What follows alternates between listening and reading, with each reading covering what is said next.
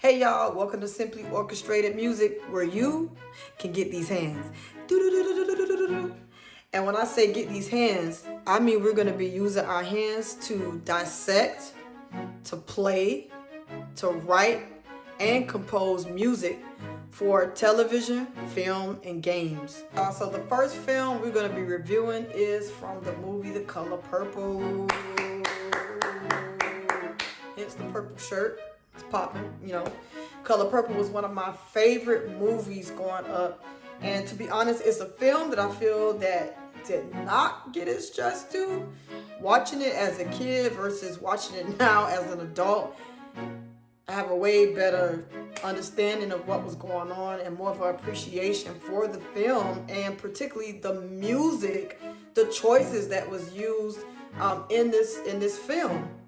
And I'm talking about the original version that came out in 1985.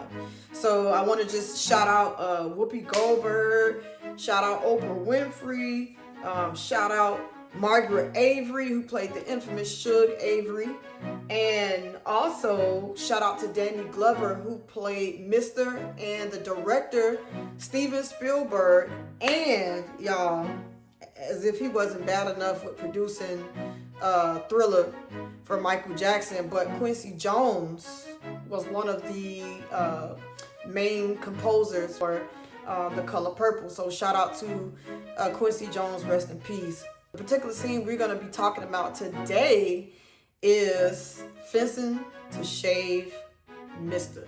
In this particular scene, if you've never seen it, Whoopi's character, who her name is Celie, she's married to Danny Glover, who is Mister, and he is abusive. She's actually been getting abused pretty much all her life from her father, and then on to Mister, being married off to Mister at an early age. At this point in the film, though, she has come to a place in her mind where she's sick of Mister.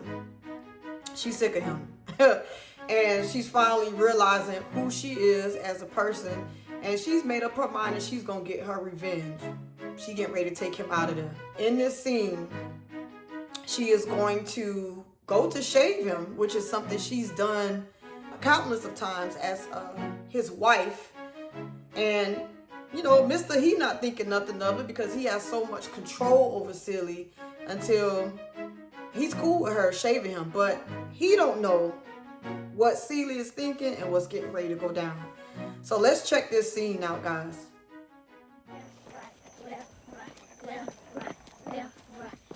Where's Celie? Home fixing to shave Mister.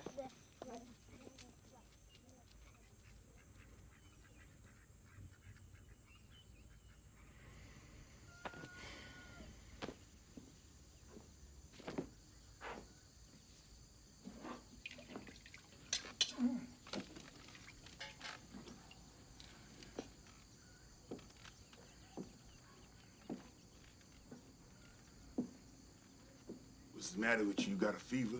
I didn't come out here for you to take all day to shave me. And get the molasses out your what you do today?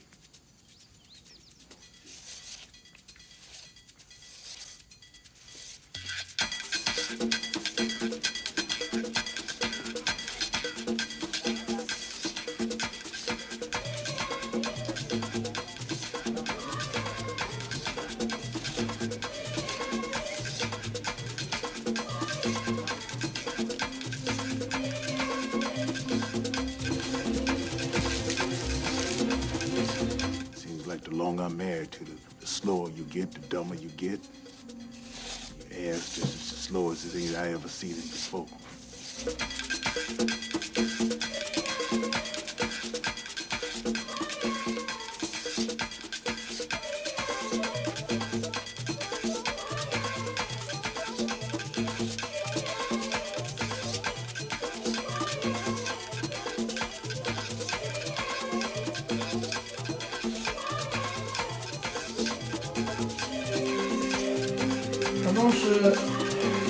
Celie, ain't that razor sharpened yet? Get on out here and do me, right now. Get on out here.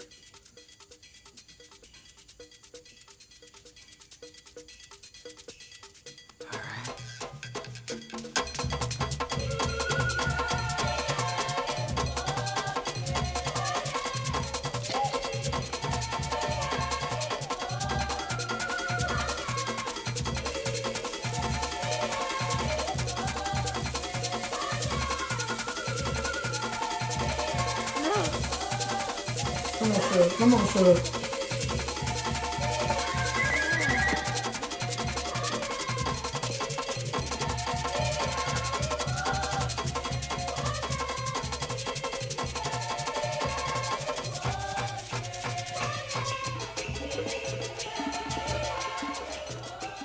Put your head back.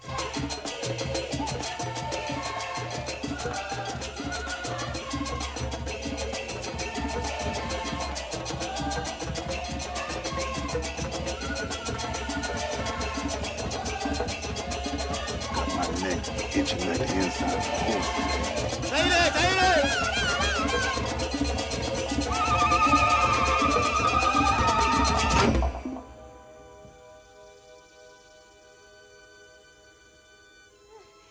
That razor looks dull to me, Miss Celie.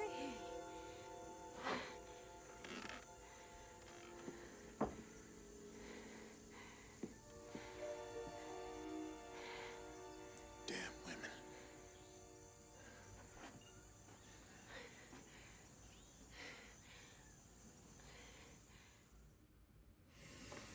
Wow. Wow, wow, wow. And there you have it. What a powerful, powerful, powerful scene. Man, so much to unpack in this scene. So we're going to run it back and point out some scenes that really, or some spots that really like stood out. So let's check that out more.